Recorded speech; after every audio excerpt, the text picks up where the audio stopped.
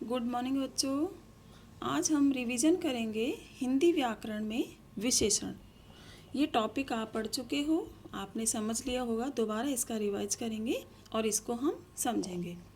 बच्चों, विशेषण किसे कहते हैं, ये टॉपिक है हमारा, ठीक है। तो विशेषण को समझने से पहले हमें रिवाइज करना है एक बार संज्ञा और सर्वनाम का। तो संज्ञा किसे कहते हैं? किसी वस्तु, व्यक्ति, स्थान, जाति, भाव, गुण आदि के नाम को संज्ञा कहते हैं। यानी आपके आसपास जो भी, चारों तरफ जो भी चीज़ है, कोई भी वस्तु है, कोई भी व्यक्ति है, कोई शहर है, यानी जिसका भी नाम है वो क्या कहलाता है? संज्ञा है। तो बच्चों, नाम तो हर चीज़ का होता है, हर व्यक्ति का होता है। आप जैसे मेरे हाथ में मोबाइल है तो इसका नाम मोबाइल है। आप पढ़ रहे हो, ये कॉपी है, नोटबुक है, टेबल है, पेन है, तो ये सब क्या है? सभी चीज़ संज्ञा है। यानी जिस चीज़ का भी नाम है, तो नाम तो हर का होता है। कोई वस्तु हो, चाहे व्यक्ति हो, कोई पशु हो, पक्षी हो, कोई भी जीव हो, नाम सभी का होता है।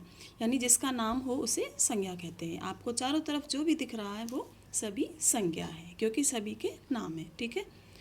नेक्स्ट आता है आते हैं हम सर्वनाम पर। संज्ञा हो गया, तो सर्वनाम किसे कहते हैं? सर्वनाम बच्चों वो होता है जो शब्द संज्ञा के स्थान पर काम आते हैं। जो शब्द किसके स्थान पर काम आते हैं? संज्ञा के स्थान पर उन्हें सर्वनाम कहते हैं। जैसे देखो, राम एक अच्छा लड़का है। तो बच्चों, राम क्या हो गया? एक व्यक्ति है, ठीक है। वो क्या है? व्यक्ति है। व्यक्ति है तो क्या हो गया? संज्ञा है। दूसरी पंक्ति हम लिखेंगे, वह रोज विद्यालय जाता है। तो हमने राम के स्थान पर क्या यूज किया है? वह। तो वह क्या है बच्चों? सर्वनाम है। ओके, क्लियर दोनों चीज।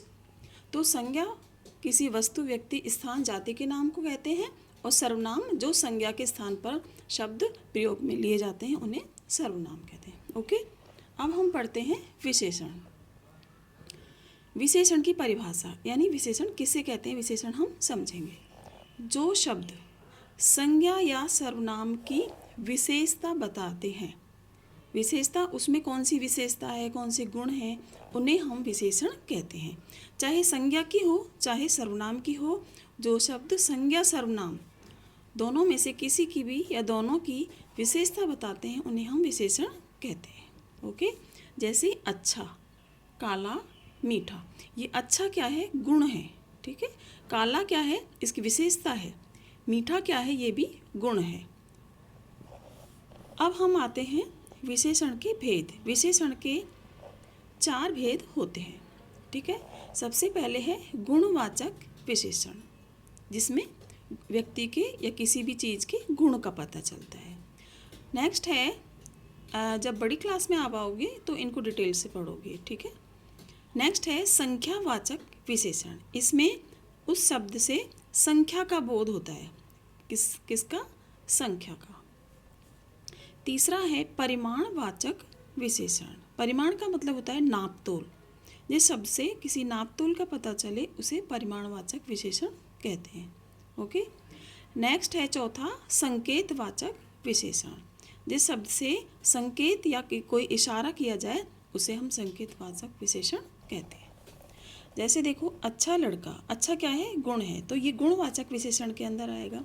मीठा, बुरा, मीठा आम, बुरा काम, काला छाता, ये सब क्या है? गुण है, ठीक है। तो गुणवाचक विशेषण के अंदर आएंगे ये चारों। नेक्स्ट है 5 बंदर। अब हमने पढ़ा था यहाँ संख्यावाचक, तो बंदर की विशेषता क्या है बच्चों? 5 है, यानी 5 क्या दर्शा रहा है? संख्या दर्शा रहा है, ठीक है। तो ये हो गया संख्यावाचक विशेषण के अंदर आएगा। 2 किलो केले। 2 किलो, मैंने आपको परिमाणवाचक में बताया था कि नाप तोल, कोई भी माप तोल या नाप तोल जिसका बोध होता है, तो इसमें क्या है? 2 किलो क्या है? केले हैं, तो केले की क्या है? तोल है ये, कि 2 किलो हैं, ठीक है। तो ये किसके अंदर आएगा? परिमाणवाचक विशेषण। छोटा आदमी, ये आएगा गुणवाचक, क्योंकि आदमी की विशेषता क्या है? छोटा है, ठीक है। नेक्स्ट और है एक संकेतवाचक विशेषण, जिसमें संकेत इशारा होता है, यह है आदमी, वह लड़का। तो ये संकेतवाचक विशेषण के अंदर आते हैं, ठीक है। तो हमने विशेषण टॉपिक आज पढ़ा है। आप विशेषण यानी रटना नहीं है, आपको समझना है कि जो शब्द संज्ञा सर्वनाम की विशेषता, जो भी उनकी विशेषता हो, कोई गुण हो, तो उसे दर्शाता है, उसे हम विशेषण कहते हैं। तो आज आप ये टॉपिक याद करोगे, रिवाइज करोगे। Okay, thank you.